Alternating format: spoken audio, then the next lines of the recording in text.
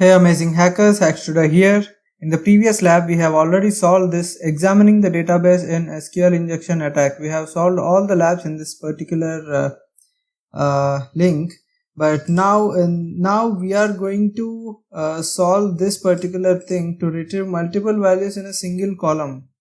Okay, and by now you would have understood this is very simple as this way, but why do we need multiple values to retrieve in one single column? Let us access this lab quickly. Here let us read. This lab contains an SQL injection vulnerability in the product category filter. The results from the query are returned in the application's response, so you can use an union attack to retrieve data from other tables. Okay. The database contains a different table called users and column called username and password. So we don't have any work, like we don't have to identify the table names and the column names here. It is already specified. To solve the lab, perform an SQL injection union attack that retrieves all usernames and passwords and use the information to log in as the administrator user. Okay, let us quickly log into this, access this lab. We have opened the lab, and here let us go to lifestyles, just like that, any of the tab available here. And yeah, we have 4 different rows available, but now as a basic check we need to understand how many columns are there in this. Okay, union select null.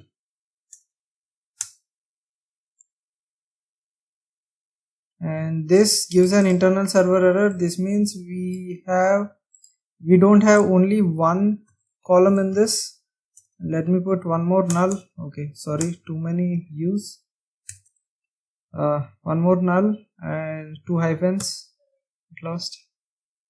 Yeah, this means we got the successful response. This means that we have 2 columns in this particular response. In this particular lifestyle response. And next we need to understand which column is capable of handling a string. So let me put A here in this first null. It gives an internal server error. This means this particular first column is not capable of handling strings. So let us give the same in the next column and see if at least that column is capable. Yes, it is capable. This means, so this is the first column and this is capable, this is the second column and this is capable of handling strings, as the A is displayed here. Okay, and just like that we already have these details, right? From the table name is users and the column name is username and password. Let's say we can directly give it here, just like username from users. Is it users or user? Yes, it is users. So this is how it is, and let me hit enter. Yeah, we got the user names here, if you can see. Okay, and let me put password here, and yeah, we got the password as well from that users table. And but we are not sure for which username which is the password.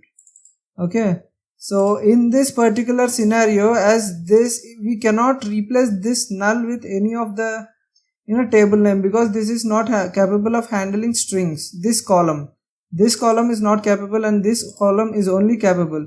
So we want both username and password to be in the same column. So for that we need to do some kind of concatenation. Let us go to the hint here. So it says refer to the cheat sheet. We have already pinned this cheat sheet, and in the very first thing we can see that string concatenation. So here it says Oracle, Microsoft, all these databases are there, and this is definitely not an Oracle one. I can definitely say, because in the initial payload what we have given, just union select null comma null, there we did not specify any table name. And Oracle, if we did not specify any table name, Oracle is going to give us an internal server error because it won't accept any query without a table name. But Microsoft, PostgreSQL and MySQL does accept a request from, accept a query without a table name. It's okay for them for these particular databases. Okay, this means this is not an Oracle database. Okay, I am leaving about this Oracle for now. And let us see PostgreSQL or this one. So let us go with this PostgreSQL just like that, and we will plan to give this here, like we will give username here and we will give password here and we will give double pipelines in between. Okay, and all this is only in place of password because only one, in the second column, only this column is capable of handling strings. Okay, just type in username and pipeline, hit enter. I think we got the username and password. Here it is pretty clear because administrator, we already know that this particular user, this is the particular username. But in real time, let's say if you take this, we cannot understand if this T belongs to username or not, or if it belongs to password. So this in this case we can plan, let's say if you consider this, we don't know until where the spelling is, where to consider the username or where to consider the password from where. Okay, in these cases we can also give one more thing, something like we can divide it, just like add a plus here, and yeah, anything. Let me give this slash here and plus double pipeline. Let me hit enter and see if we get the right. We got it.